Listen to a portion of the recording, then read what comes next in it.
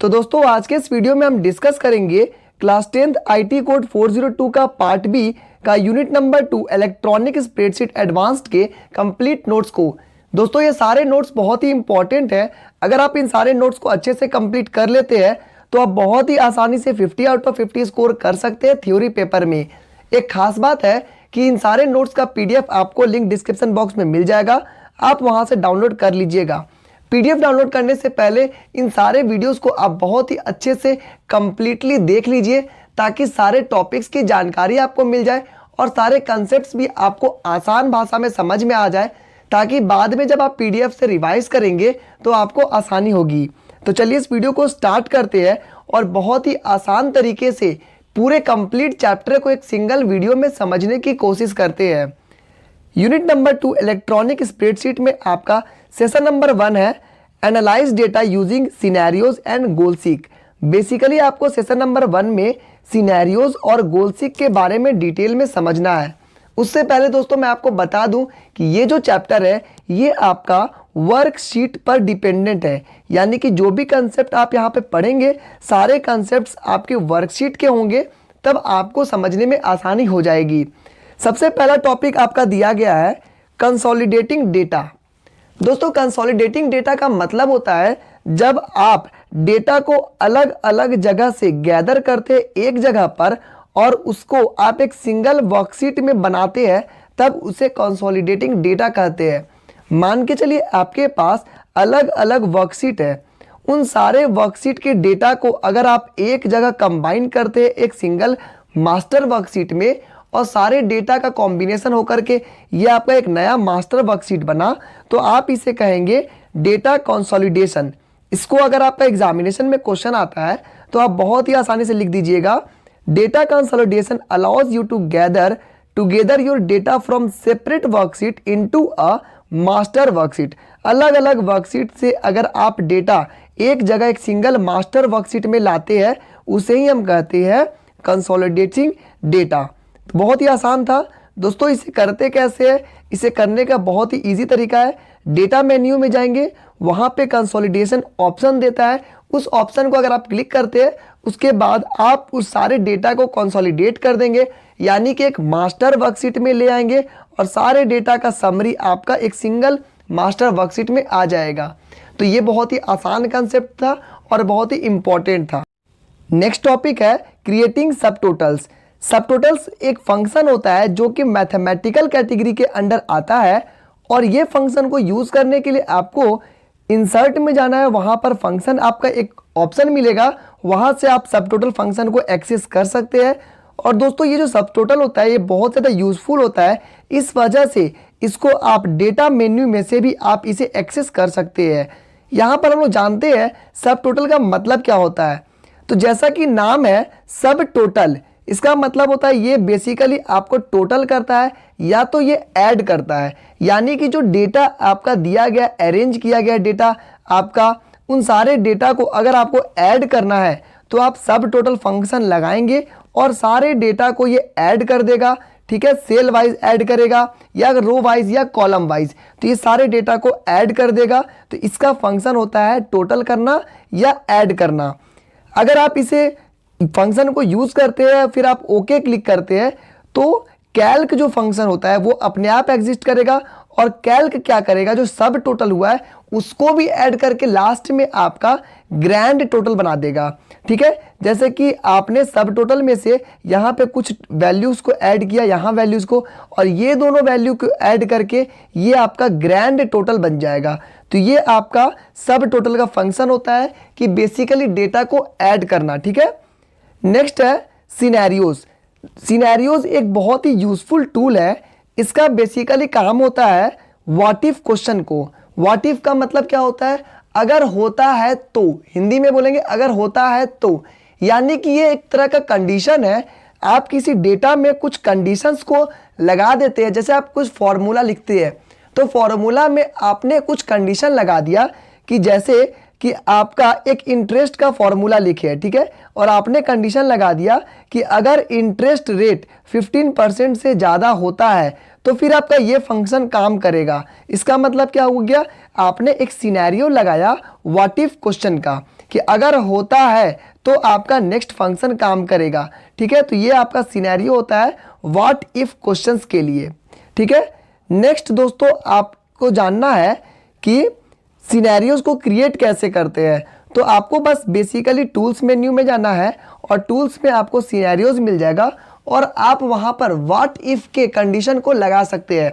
Basically examination में question पूछा जाता है कि सिनेरियो का वर्क क्या होता है, तो आप बेसिकली आराम से लिख सकते हैं कि scenarios are the tools to test what if question. What if question को टेस्ट करने के लिए आप सिनेरियोज को यूज करते हैं। नेक्स्ट है गोल सीक ऑप्शन।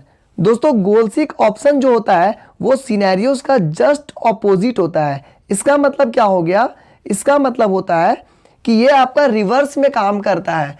जैसे कि आपने कोई फंक्शन लगाया व्हाट इफ में, तो व्हाट इफ में फंक्शन लगाने के बाद अगर आप गोल सीक का यूज करते हैं तो ये क्या बताता है कि आपने जो कोई लिखा है I is equal to PRT, मान के चलिए आपने कोई फॉर्मूला लिखा है, तो आपने तो व्हाट इफ का कंडीशन सिनेरियो से लगाया, लेकिन गोल सीक का काम होता है कि ये आपको बताएगा कि कौन सा वैल्यू डालने पर आपका रिजल्ट आएगा, आंसर। ठीक है, व्हाट इफ में उल्टा जाएंगे, हम लोगों को वैल्यूज डालेंगे उसके बाद रिजल्ट मिलेगा, और गोल सीक में आपको वो खुद बताएगा कि कौन कौन से वैल्यूज इसमें डालने से आंसर आ जाएगा आपका। ठीक है, ये आपका रिवर्स में काम करता है। बेसिकली आपको लिखना क्या है, using goal seek option under tools menu you can discover what values produce the result that you want. जैसे कि आपका I is equal to PRT, आपने एक फंक्शन लगाया, लेकिन आप जानना चाहते हैं कि आपका जो आंसर है वो आप लाना चाहते हैं 15%, तो कौन सा वैल्यू डालेंगे तो 15% आएगा, तो आप क्या करेंगे, गोल सीक ऑप्शन को लगाएंगे। तो गोल सीक ऑप्शन आपको एग्जैक्टली वही वैल्यूज बताएगा जिसके वजह से आपने जो आंसर चाहा 15% वो आपको बता देगा। तो ये आपको बेसिकली वो वैल्यूज बताता है जिस वैल्यू के वजह से आपका आंसर आएगा। ठीक है, वही वैल्यूज बताएगा जिसकी वजह से आपका आंसर आएगा। ये आपका गोल सीक का काम होता है। गोल सीक को आप कैसे यूज करेंगे, टूल्स मेन्यू में जाएंगे, वहां पर आपको गोल सीक ऑप्शन मिलेगा और ये बेसिकली क्या करता है, रिवर्स करता है usual order of the formula.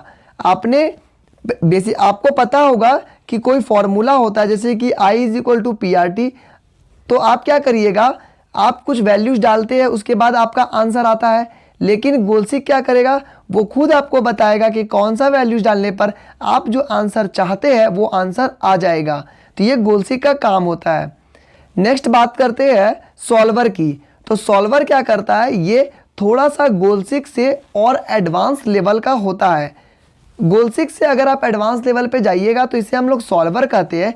ये भी आपको टूल्स में मिलेगा और वहाँ पर जब आप इसको जाइएगा तो ये आपको अननोन वेरिएबल्स के बारे में डिस्कस करता है। जैसे कि इसका काम होता है greater than, less than, equal to, values entered. जैसे कि आप कोई वैल्यूज डालना चाहते हैं तो वहाँ पर आपको कितना से ऊपर डालना है। जैसे इंटरेस्ट रेट आप चाहते हैं कि माइनस में नहीं हो, तो आप क्या करेंगे, वहाँ पर एक कंडीशन लगा देंगे कि ग्रेटर दैन 0, मतलब 0 से ऊपर आपका होना चाहिए। तो ये कंडीशन क्या हो गया, less than, greater than, equal का।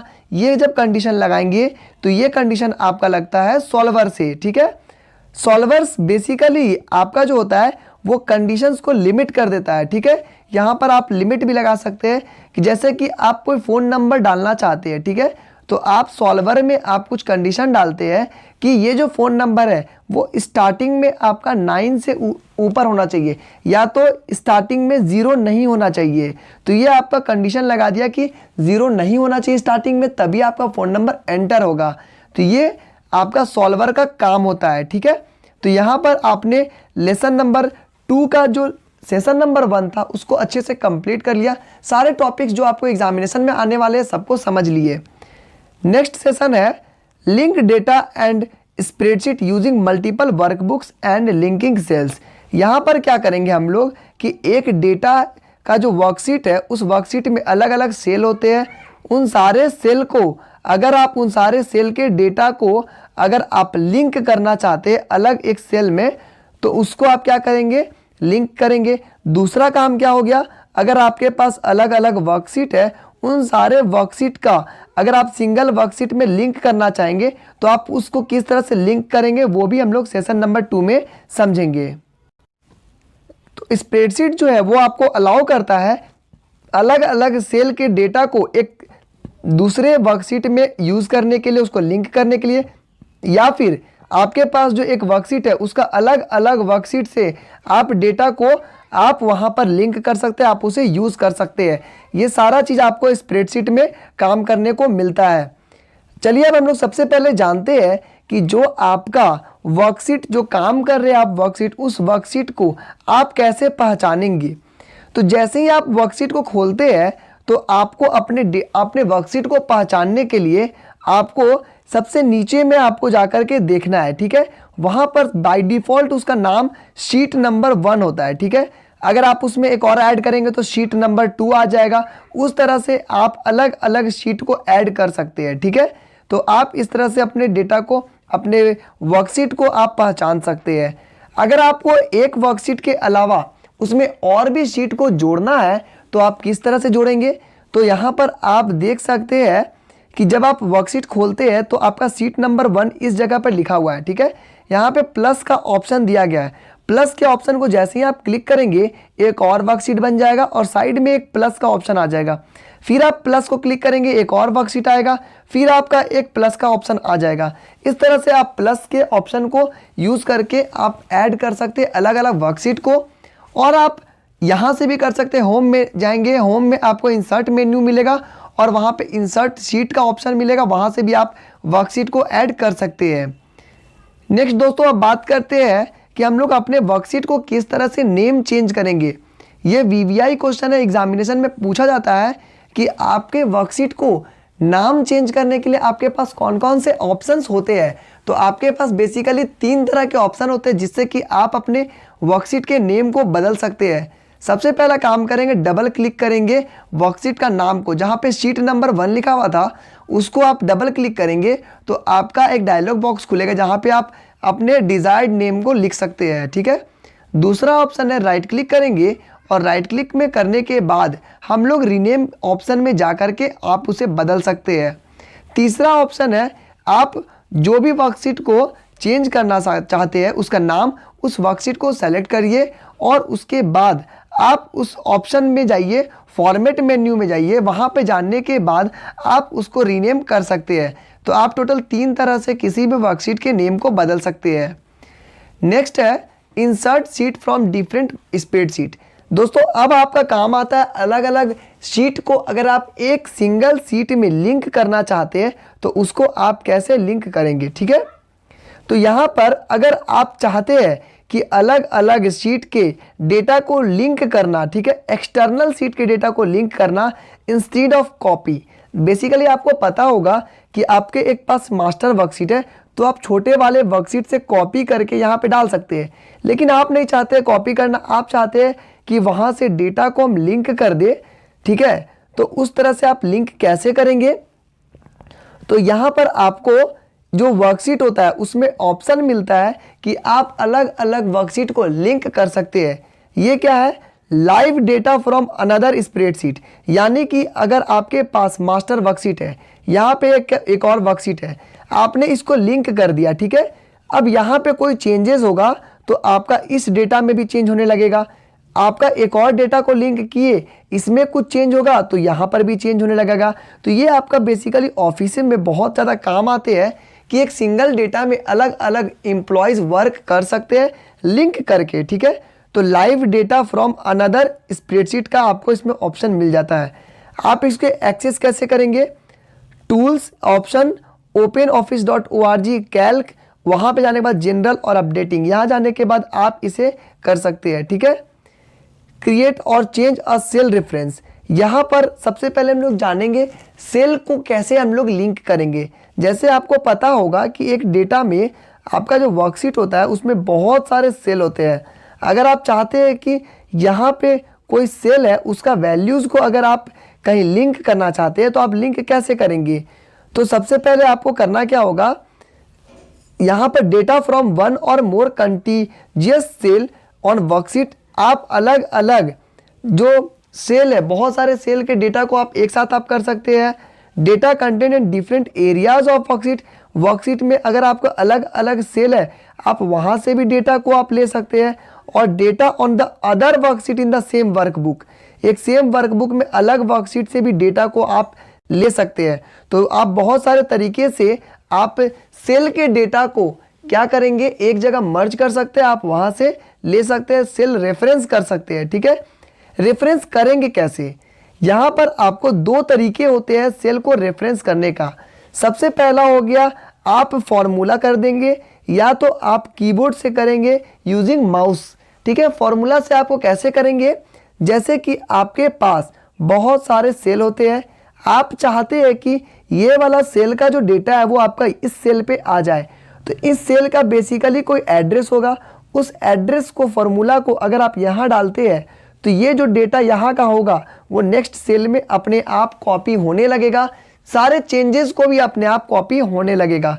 तो इस तरह से हम लोग जो कैल्क फंक्शन को लिंक कर सकते हैं, अलग अलग जो सेल होते हैं उसके अलग अलग सेल का डेटा को दूसरे सेल में हम लोग लिंक कर सकते हैं। ठीक है, कीबोर्ड से आप कैसे करेंगे दोस्तों, ये आप याद रखिएगा, वीवीआई क्वेश्चन में आएगा।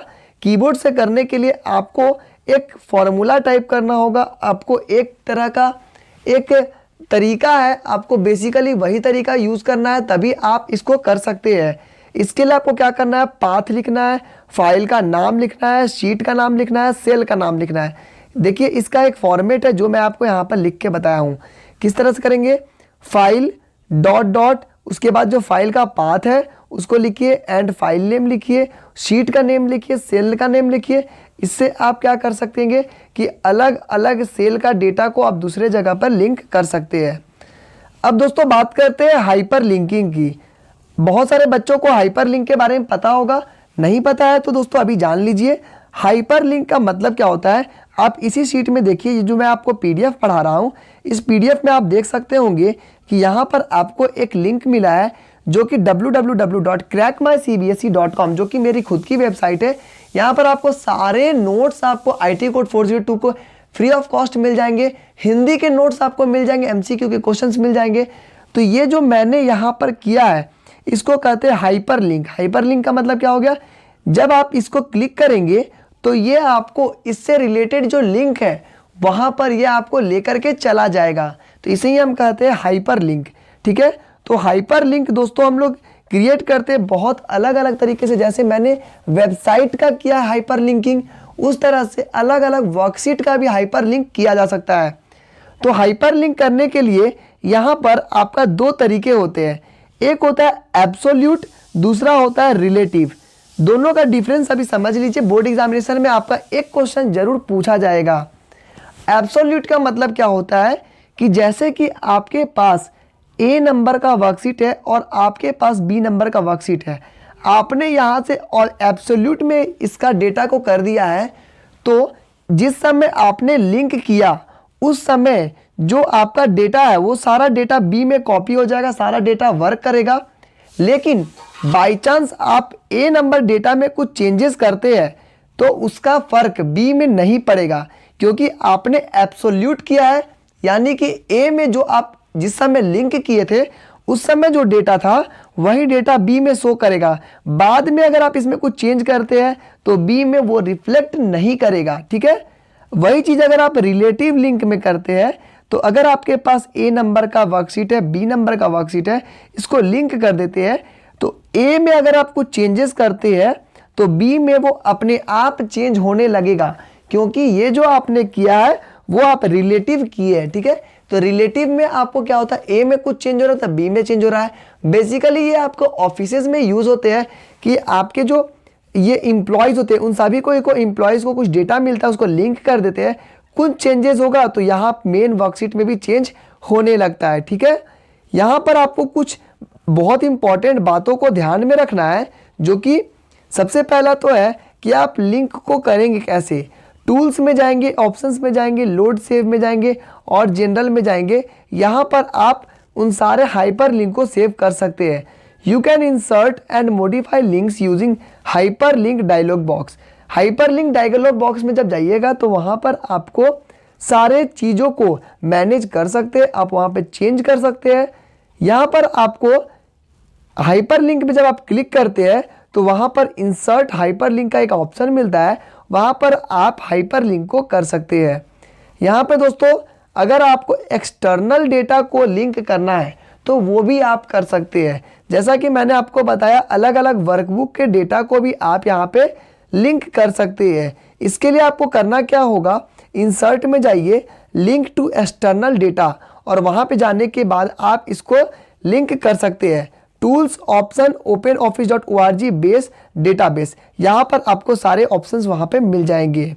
तो ये आपके कुछ बेसिक फंक्शंस थे जिससे कि आप डेटा को लिंक कर सकते हैं।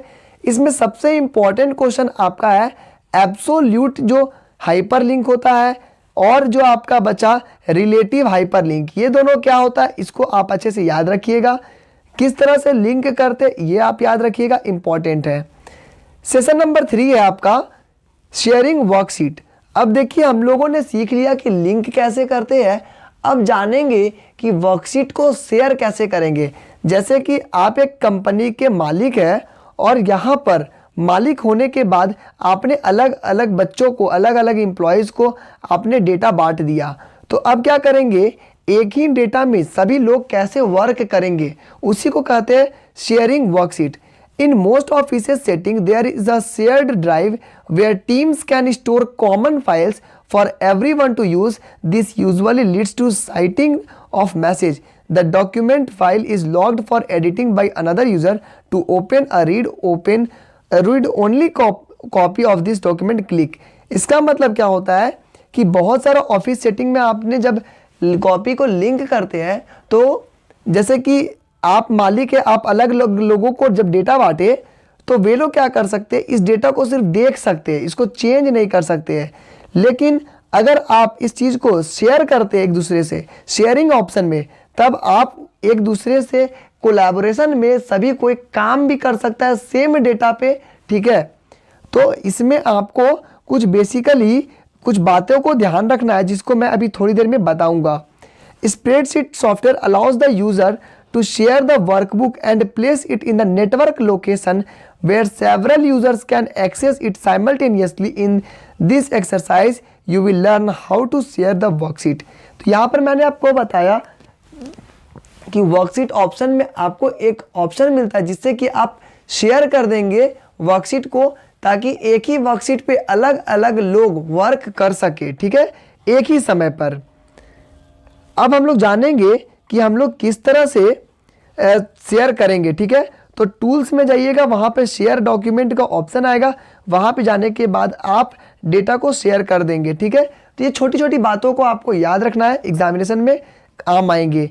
यहाँ पे दोस्तों जो मैं अभी बता रहा हूँ ये VVI है, इसको अच्छे से समझ लीजिए, बहुत ही इंपॉर्टेंट है। दोस्तों मान के चलिए कि एक डेटा है, ये जो कंपनी का मालिक है, यहाँ पे 2 एम्प्लॉय को डेटा बांटा गया, सेम डेटा पे आप भी कुछ काम कर रहे हैं, ये भी कुछ काम कर रहा है। तो अब कुछ कंडीशंस अराइज होते हैं, उन कंडीशंस को आप अच्छे से समझिए। मान के चलिए दोनों ने कंप्यूटर खोला और दोनों ने डेटा को कोई भी छेड़छाड़ नहीं किया, बस देखा, तो बस देखा, कोई चेंजेस नहीं किया, तो तब ये लोग जब सेव करेंगे तो इजीली दोनों डेटा सेव हो जाएगा। क्यों सेव होगा, क्योंकि दोनों में कोई चेंजेस नहीं हुआ, डेटा में इजीली सेव हो जाएगा, ठीक है। अब दूसरा कंडीशन समझिए कि मान के चलिए अगर वही डेटा को 2 लोग बांट रहे हैं और इसने एज को 10 लिख दिया और इसने एज को यहाँ पर 12 लिख दिया, तो अब क्या हो गया, एक कन्फ्लिक्ट अराइज हो गया। अब वर्कबुक ये कंफ्यूज हो जाएगा कि ये जो डेटा है उसमें हमको 10 सेव करना है या 12 सेव करना है, मुझे समझ में नहीं आ रहा है। ऐसे कंडीशन में आपके पास ऑप्शन आएगा कि आप लोग दोनों आपस में सुलह करिए कि ये जो 10 सही है या 12 सही है, दोनों आपस में डिसाइड कर लीजिए। तो मान के चलिए A नंबर वाला चाहता है कि हम डिसाइड करेंगे, तो B वाला के पास लॉक हो जाएगा डेटा और A वाला कन्फ्लिक्ट को सुधार करके सेव कर सकता है। वहीं अगर बी वाला चाहता है कि हम कन्फ्लिक्ट को सुधारें तो ए वाला के पास डेटा लॉक हो जाएगा और बी वाला उस डेटा को सेव कर सकता है 10 या 12 जो भी सही लगता है उसको करके। तो यहाँ पर समझे हम लोगों ने कि पहला तो कंडीशन हुआ कि जब उनमें कोई भी कन्फ्लिक्ट अराइज नहीं हुआ, जब उन लोगों ने किसी तरह का कोई चेंजेस ही नहीं किया तो आसानी से वो सेव हो जाएगा। अगर कन्फ्लिक्ट अराइज होता है तो क्या होगा, दोनों में से किसी एक आदमी को कन्फ्लिक्ट को रिजॉल्व करना पड़ेगा और जब रिजॉल्व होगा तभी वो सेव होगा। ठीक है, जब तक पहला आदमी रिजॉल्व कर रहा है तब तक दूसरा आदमी को क्या मैसेज मिलेगा कि ये जो डेटा है प्रोग्रेस में है, उनको मैसेज मिलेगा मर्ज इन प्रोग्रेस। इसका मतलब क्या हो गया कि डेटा पे वर्क चल रहा है, ए वाला कन्फ्लिक्ट को रिजॉल्व कर रहा है तो बी वाले को यहाँ पर कुछ भी करने की ज़रूरत नहीं है और जब सब कुछ हो जाएगा तब वो सेव हो जाएगा। ठीक है, तो 3 कन्फ्लिक्ट मैंने आपको बता दिया, या तो कन्फ्लिक्ट कोई भी अराइज नहीं होगा या फिर कन्फ्लिक्ट अराइज होगा तो दोनों में से कौन सॉल्व करेगा ये बात डिसाइड करना पड़ेगा। दोस्तों आपको एक और फंक्शन यहाँ पे मिलता है जो कि कैल्क फंक्शन मिलता है।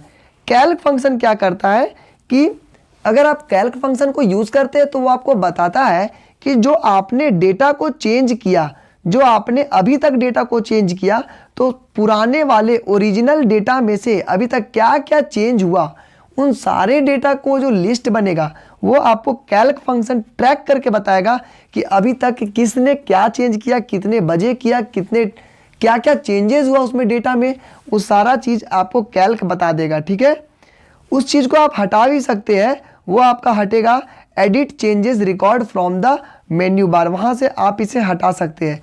जैसे कि कोई बंदा 10 को 12 कर दिया है तो ये आपको बता देगा कि बंदा नंबर जो ए है, बी है, सी है, उसने 10 को 12 किया है, इस तारीख को डेटा में चेंज किया है। तो ये फंक्शन आप कैल्क फंक्शन में जा कर के आप इसे चेक कर सकते हैं। ठीक है, तो यहाँ पर और वो आपको एक तरह का कमेंट्स में बताएगा कि ये डेटा यहाँ से ये चेंज हुआ है और इसने चेंज किया है। ठीक है, यहाँ पे एग्जांपल के तौर पे आपने देखा कि यहाँ लिखा गया है cell B4 changed from 9 to 4, मतलब सेल नंबर B4 है वहाँ पे 9 का वैल्यू चेंज करके 4 कर दिया गया है।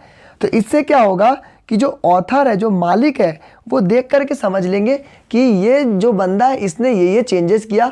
अब देखिए बात आता है कि अगर ये जो चेंजेस है वो चेंजेस अगर उनको पसंद आता है, अगर वो चेंजेस जेन्युइन लगता है तो उसे या तो एक्सेप्ट करेंगे या तो वो उसे रिजेक्ट कर देंगे। ठीक है, कंपनी के मालिक ने अलग अलग डेटा दिया, जब उन्होंने चेंज किया तो वो कैल्क में जाएंगे, चेक करेंगे अच्छा ये डेटा चेंज हुआ है, अगर पसंद आएगा तो वे एक्सेप्ट करेंगे, पसंद नहीं आएगा तो उसे वो रिजेक्ट कर देंगे। तो इस तरह से वे सारे डेटा में ये लोग वर्क करते हैं। दोस्तों लास्ट टॉपिक अब आपका बचा है।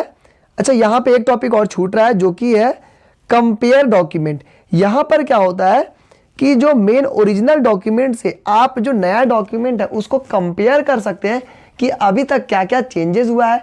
उन सारे चेंजेस को आप एक साथ एक जगह पर आप उसे चेक कर सकते हैं। ठीक है, नेक्स्ट टॉपिक, लास्ट टॉपिक है create and use macros in spreadsheet. Easy topic है दोस्तों, इसमें आपको ज़्यादा कुछ नहीं पढ़ना एग्जामिनेशन पॉइंट ऑफ व्यू से। मैक्रोज क्या होता है, ये एक सीव्ड सीक्वेंस ऑफ कमांड है, की स्ट्रोक्स है that are store for later use.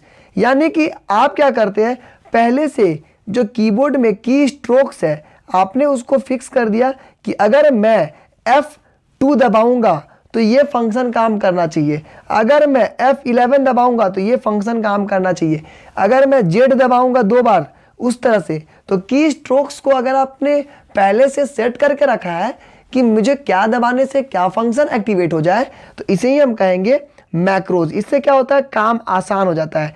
इसे आप कैसे करेंगे, टूल्स में जाएंगे, मैक्रोज में जाएंगे, वहां पर आप इसे एक्सेस कर सकते हैं। तो दोस्तों यहां पर आपका ये चैप्टर कंप्लीट होता है। आप इसका PDF डिस्क्रिप्शन बॉक्स में डाउनलोड कर सकते हैं। आप हमारे वेबसाइट पे जरूर विजिट करिए, यहाँ पर आपको हिंदी का सभी कुछ आपको एक जगह पे मिल जाएगा, crackmycbse.com पे। MCQ को बहुत ही अच्छे से ट्रिक्स के साथ समझाया गया है। दोस्तों लास्ट में आपको बता देता हूं कि जो हमारा चैनल का जो थीम है वो है platinum classes, learn simple learn easy. यानी हमारा कंसेप्ट है आपको चीज़ों को आसान करके समझाया जाए ताकि आप सिंपली इजीली आप समझ पाए। अगर दोस्तों वीडियो पसंद आएगा तो प्लीज़ लाइक कर दीजिए, चैनल को सब्सक्राइब कर दीजिए ताकि आने वाले समय में आपको MCQ के क्वेश्चन, इंपॉर्टेंट क्वेश्चन आंसर सभी कुछ आपको एक जगह पर मिल जाएंगे। आज के इस वीडियो में दोस्तों इतना ही। Thank you and have a nice day.